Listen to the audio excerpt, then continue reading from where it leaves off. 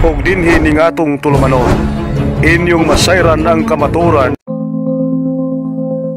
Kay sa kamaturan.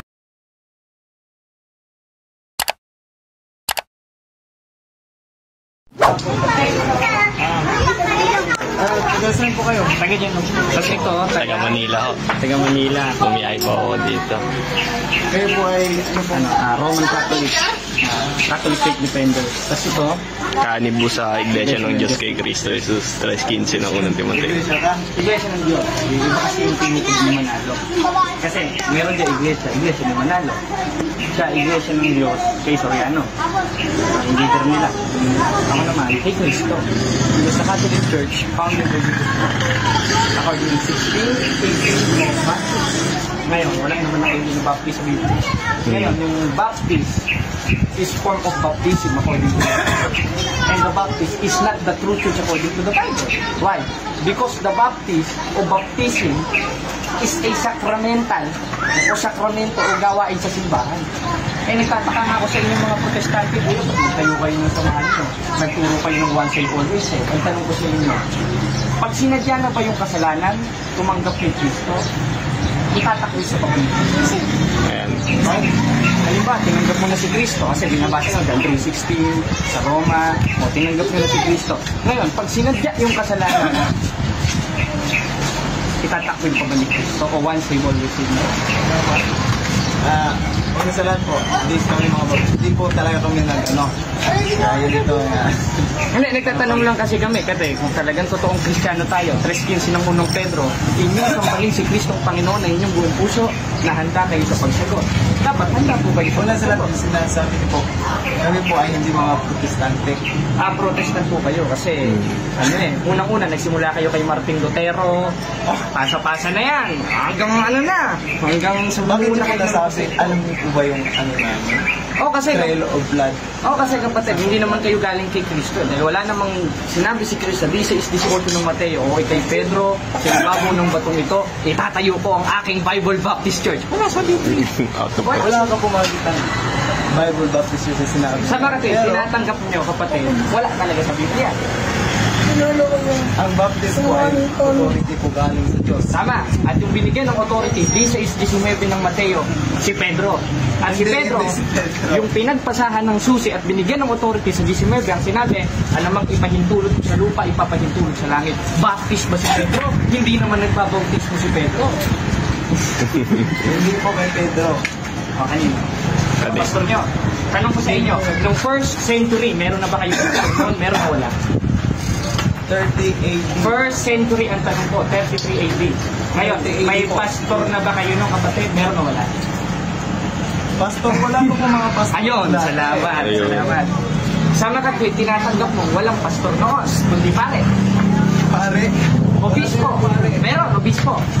Basahin natin sa 20:28 ng Gawang nakalagay na kayo naman na ginawang mga obispo. At yung obispo, 7:24 ng Hebreo, sa ibang translation, na nakaugnay sa Greek ay pare. Hindi may pare nun, pastor.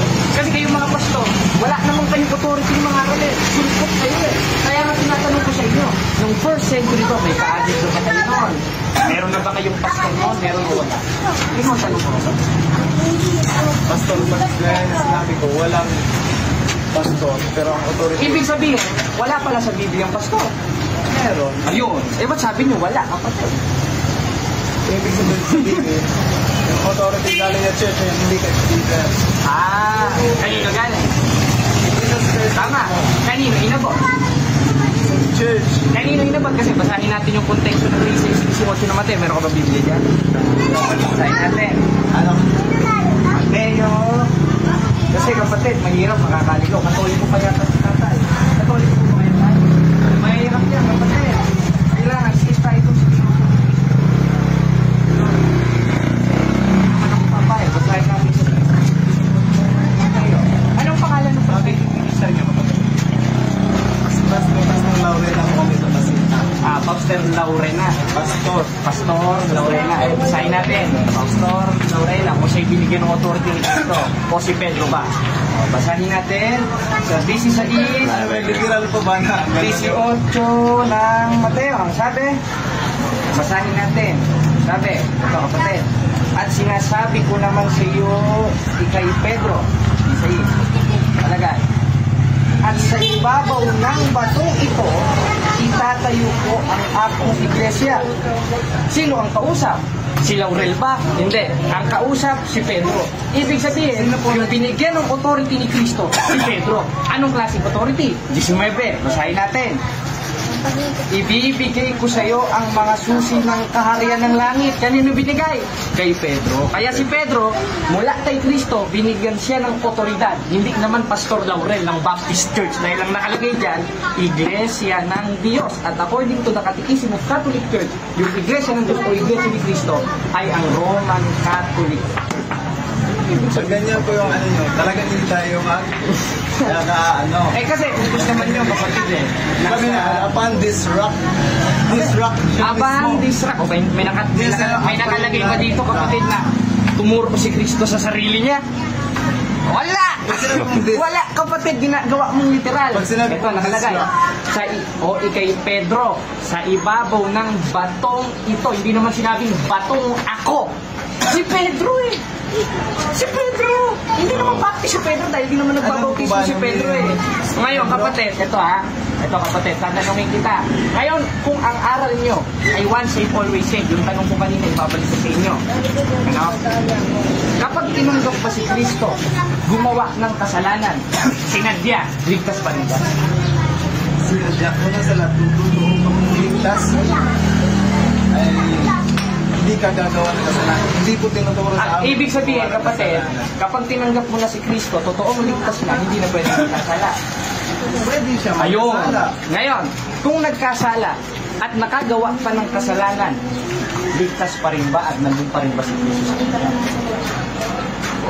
Ayun. Ngayon, kung mabasa ko sa Biblia na may karapatang umalis sa iyo si Kristo kapag gumawa ng kalokohan, tatanggapin nyo kapatid, mali ang ipinangangaral nyo, nililigaw nyo si tatay na Katoliko rin, na kapatid ko. Hindi kapatid, tinatanggap ko ba o hindi? Una sa lahat. Hindi kapatid, ang tanong ko sa inyo, tinatanggap nyo oo o hindi? Kasi kapag yung sagot nyo kontra sa oo o hindi, ang sabi ni Kristo, 5:37 ng Mateo, sama-sama kayo. Alam ko pa sana ganito. Hindi. Mga verses po na Hindi binabasa mo kapatid, ay talagang basta ano muna, tinatanggap mo ba kapatid, kung mabasa ko ba sa Biblia, na kapag gumawa ka ng kalokohan? Kasi alam ko na po yung mga binabasa. Sige, ngayon, kung hindi mo tatanggapin kapatid, sa makatwid, tinatakwid mo si Kristo. Bakit? 12:48 ng 1, ang nagtatakwil sa akin, nagtatakwil sa akong salita. Tinatakwil yung salita ni Kristo sa makatwid, itinatakwil niyo sa Kristo. Mga Katoliko ba kayo, mga kapatid? O, mga Katoliko pa rin. Niloloko niyo kapatid eh. Niloloko niyo eh. Sabihin niyo po kung anong gusto nyo sabihin. Pero Pati si tatay, Katoliko rin, kapatid. Niloloko niyo pa rin. alam niyo po yung purpose ko pa. Alam ko, babasahin niya 28:20 ng Mateo, John 3:16 sa Roma. Out of context naman kayo nun, hindi naman sa inyo sinulat yun eh. Pag ganito po Kaya nga ang tanong ko sa iyo kapatid eh, kung mabasa ko ba na may karapatan si Kristong iwan ka pag tinanggap mo siya, tatanggapin niyo mali ang ipinangangaral niyo, niloloko niyo yung mga kapatid kong Katoliko. Ano kapatid? Babasahin na natin. Babasa na tayo ha. Basahin natin sa 2 Corinthians, written by the Apostle Paul, 14:27 Corinthians. Basahin natin. Basahin natin sa, nasan ba Corinto dito? Corinto. Palipsis na to. Corinto. Yan. Unang Corinto. Yan ha. Basahin natin, kuya. Dito na lang sa ano, hindi natin mahanap. Sa DG5 ko. Ano bro? Yan. Basahin natin. Pagkabasa ko kapatid, pagbulay-bulayan nyo. Kasi yung aral nyo, niloloko nyo yung mga kapatid naming Katoliko. Basahin natin sa 2 Corinto 13:5. Sabi, siyasatin inyong sarili kung kayo na nga sa pananampalataya. Sulat ni Pablo. Hindi natin i-interpret ha. Subukin inyong sarili. Hindi ba ganinyo nalalaman si Hesus Kristo'y nasa inyo? Aba, ang sinabihan pala nito, kung konklusyon ng baptist ang gagawin natin, mga saved na. Kasi si Hesus Kristo'y nasa inyo. Ngayon, may karapatan bang itakwil tayo ni Kristo? Tuloy. Maliban na nga kung Ibig sabihin, may karapatang itakwil tayo ni Kristo. Papaano? 10:26 ng Hebreo, kapag sinasadya na natin ang kalukuhan natin. Gaya ng ginagawa ng Bible Baptist Church. Ano ko patay? Kaya ano? Wala akong masasabi dyan. Pag ganitong usapan, alam ko na saan patutungo to. Wala pong talagang magana sa atin, hindi po tayo makapag-intindihan. Alam ko yung stand nyo, pero kami po kasi hindi namin promote na pag-discussion sa inyo. Ibig sabihin pala, kapatid, kinukontra yung pangangaral ng mga apostol. Kasi ang pangangaral ng mga apostol, ang gamit sa Biblia, basahin natin, Ikalawang Timoteo 3:16, ang mga kasulatan na kinasihan ng Diyos ay mapapakinabangan rin naman sa pagtuturo. Kaya nang ginagawa nyo, pagsansala, pagsaway, hindi kayo sumasaway. Kaya kontra kayo sa Biblia, kapatid. Wala pa rin kahit ano sa Biblia. Ganun po yung Saan ba ang lokal niyo, kapatid? Saan ba yung pinaka-ano? Kami po ay lokal. Saan ba yung church niyo, chapel niyo? Diyan sa San Pedro, sa Pasinta. Pedro, hindi ko yan yung kapatid ko kaya. Hindi ko yung mga kapatid namin Katoliko. Sabi, hindi ka? Kasi ganun ang kapatid Una-una, hindi naman kayo canonize. Marami na po yung usapan natin. Kasi nga, pwede na po. Susan po naman gospel. Kaya nga, gospel yun bro Kasama sa gospel nila Cristo yun Nasa 2 Corinthians nyo, ikalawang Corinthians 4 hanggang 5, kaya sa nila Cristo yung pakipag-diskusyon. Nagtataka na ako, ba't pinalis mo Wala po sila, mga sinasabi po, pagka-atake. Kasi utos naman yung bro Huwag mo naman sabihin mali yung atake. Kasi, basahin ulit natin ng ikalawang Timoteo 3:16. Ito, ang mga kasulatan na kinasihan ng Diyos ay mapapakinabangan rin naman sa pagtuturo. Ginagawa namin, pagsaway. Hindi utos sa pagsaway. Anong klaseng pagsaway? Ikaw po ba ay tiyak mo na sa langit? Tiyak mo sa langit, in the grace of God. Paano na po nasasabi? Sa awat tulong ng Diyos. Kasi tumutupad Kung sakaling po ako sa dumating mga sa'yo ang utos. kamatayan. Saglit lang kapatid, sasalita ko Kaya kung sakaling dumating sa akin si Kristo, maliligtas ako in the grace of God. Not in the grace of Bible Baptist Church, not in the Bible. Ayun lang naman yung kapatid Kaya hanggang dito na lang ulit tayo. Sige kayo. Sige bro, kasi masakit kasi sa akin, lalo na. Pero, yun na, bakit mo yan? Grace po. Kung sakaling dumating ang kamatayan. Ito kapatid ngayon, kung sakaling dumating ang kamatayan ko, maliligtas ako in the grace of God. Why? 15 ng unang Korinto, 2:12 ng Pilipos, 2:13 ng Pilipos, bakit? Sapagkat Diyos ang gumagawa sa iyo. At syempre, hindi ka din gagawa, hindi rin gagawa. Gagawa ka rin dapat. 2:13 hanggang 2:12 ng Pilipos. Hindi kaya ng ginagawa ng mga Baptist Church, tinanggap ko na si Kristo, save na ako. Ibig sabihin pala, matalino kayo kay Apostol Juan. Bro, kasi si Apostol Juan sa 3:2 ng unang Juan, ngayon anak tayo ng Diyos, hindi pa nahayag kung ano magiging tayo. Samantalang kayo, alam nyo na. Ibig sabihin pala, matulog pa kayo sa mga Apostol ni Kristo, kapatid. Hindi na. Hindi yung ganun ibig sabihin. Hindi, kapatid. Alam mo ba kahit sila mga apostol, tiyak mo yun nasa langit? Sige, sabi mo, tiyak babasahin ko yung 3:2 ng unang Juan. Ang sabi dun sa ulat, kasi lahat ng isinulat ni Apostol Juan, interpreted na yun, hindi ako mag-i-interpret 1:3 ng unang Juan, dahil yung naming nakita at narinig, yun ang binabalita nila. At isa dun sa ibinabalita nila, 3:2 ng unang Juan, na yung mga anak tayo ng Diyos, hindi pa nakahayag kung ano magiging tayo. Kaya nga ang tanong ko kapatid kung ang mga apostol, aral nila katulad na sa inyo, ba't ang sabi ni Apostol Juan? Ngayon anak tayo ng Diyos, hindi pa nakahayag kung ano magiging tayo. Samantalang kayo, hayag na hayag niya, pinangangaral niyo pa. Anong stand pa doon kapatid? Sino mas matalino sa inyo ni Apostol Juan? Ikaw na nagsasabi noon? O si Apostol Juan, nakakaulit sa pinangangaral niyo? Hindi po sinasabi ko. Hindi kapatid, tinatanong kita, sumagot kayo sa tanong ko kapatid. Ang tanong ko lang sa inyo, sinong mas matalino sa inyo ni Apostol Juan? Kasi si Apostol Juan, 3:2 ng unang Juan, ngayon mga anak tayo ng Diyos, hindi pa nahahayag kung ano magiging tayo. Kakontra naman yun, dun sa sinasabi nyo, na alam nyo na mangyayari sa inyo. Automatically lang ako kayo. Kaya, ang tanong, sumagot ka muna, sinong mas matalino sa inyo ni Apostol Juan? Ikaw, o kayo, o si Apostol Juan, sa 3:2 ng unang Juan, sagot ka ba tayo? Categorical. Saan natalino? Wala Wala na Hindi, sakit lang kapatid, sumukot ka sa tanong ko. Sabi, ito, tatanong ko muna sa'yo. Tinatanggap mo ba kapag namatay ka, alam mo na mangyayari sa'yo? Mas ka na. No, ngayon, alam mo na ano, ibig sabihin, alam mo na mangyayari sa'yo sa inarap. Nung sakaling mamatay ka, alam mo na, doon ka sa langit, direkto. Save ka na. Tama ba yun o hindi? Tama. O, tama. Ngayon, ang sabi ni Apostol Juan, 3:2 ng unang 1, ngayon mga anak tayo ng Diyos, hindi pa nahahayag kung ano magiging tayo. Therefore, sila Apostol Juan, anak na sila ng Diyos, hindi pa nahahayag kung ano mangyayari sa kanila. Kaya ang aking panguntana, ganito, sinong mas matalino sa inyo ni Apostol Juan? Ikaw na nagsasabi. Ito nga, babasahin natin ha.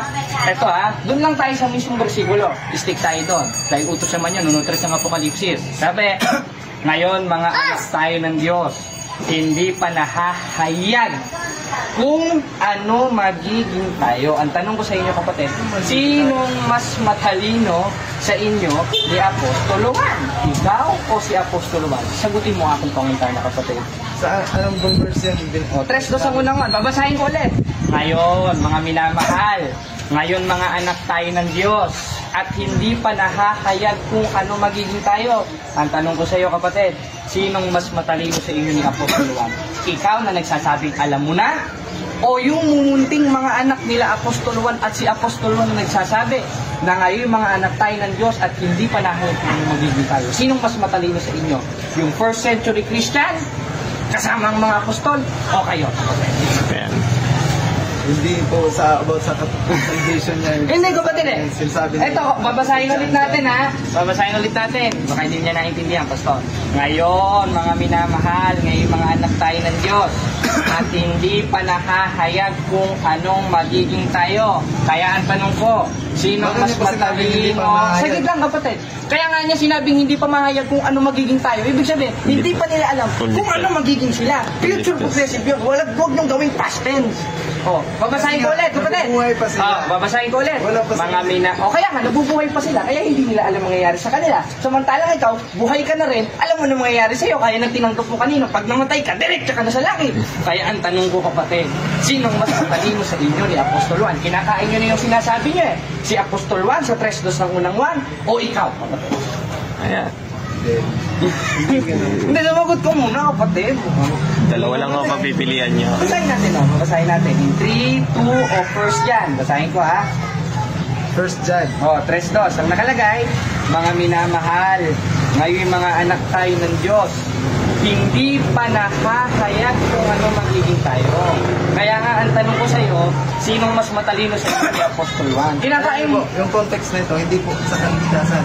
Hindi ako Eh, tanong ko sa iyo, lahat ba ng isinusulat ng mga apostol ukol sa kaligtasan na ipinasusulat ni Kristo? Yes or no? Hindi. Ngayon, yung nakasulat ba sa Biblia, kapatid, itakit lang, yung nakasulat ba sa Biblia na ang Ebanghelyo ni Kristo ukol ba sa kaligtasan niya? Yes or no? Yung isinusulat, yung inutos ni Kristo, lahat ba ng sinasabi ni Kristo na isinusulat ng mga apostol, kasama pa sa kaligtasan niya? Yes or no? O ngayon, kasama sa kaligtasan. Ngayon, yung book of John na ipinasulat ng Diyos kay Kristo, kasama ba sa kaligtasan niya? Kasama siya. Ayun, salamat. Ayun. Ngayong kasama sa kaligtasan, sabi ni Apostolo Pablo sa 3:2 ng unang 1, ngayong mga anak tayo ng Diyos, hindi pa nahayag kung ano magiging tayo. Tinatanggong ko ba, gaya ng sinabi mo, ang book of John na binasa ko ay kasama sa kaligtasan? Yes or no? About po yung second coming. Oo, pambihira naman kapatid. Sabi nyo kanina, kapatid, ang sabi nyo kanina kasama sa kaligtasan. Ngayon naman, binasa nyo naman, ayon sa second coming of Jesus Christ. Ano ba talaga kapatid? Kasi, ang tanong ko ulit sa inyo, yung ipinasulat ba o yung lahat ng ulat ng mga apostoles, mga propeta sa Biblia, kasama ba sa kaligtasan nyo? Ayun, ayun kasama sa kaligtasan. 1:3 ng unang 1. Sabi ng mga apostol, yung aming nakita at narinig, yun ang ipinabalita namin. Ang tanong ko sa iyo, yung mga ipinabalita pa ng mga apostol na magagandang balita, kasama ba sa kaligtasan nyo? Ayun, ayun kasama sa kaligtasan. Yung book of 1 John, kasama ba sa kaligtasan? Kasama sa kaligtasan. Ngayon kasama sa kaligtasan. Kinakain nyo na yung sinabi nyo na hindi kasama sa kaligtasan yung 3:2 ng unang 1. Yes or no? Yes, Kasama yan sa kaligtasan. ayun, kasama sa kaligtasan. Eh di tapos na tayo kapatid. Umamin ka na mismo. Hanggang dito na lang ulit. Sige ha. Hanggang dito na lang ulit tayo kapatid. Sige. Sige. ug inyo nang nabati ang mga kamatuoran dinhi ning atong tulumanon. Kay sabay kamatuoran. Ako lang hinaot nga daghang kamog lakatunan. Daghang salamat.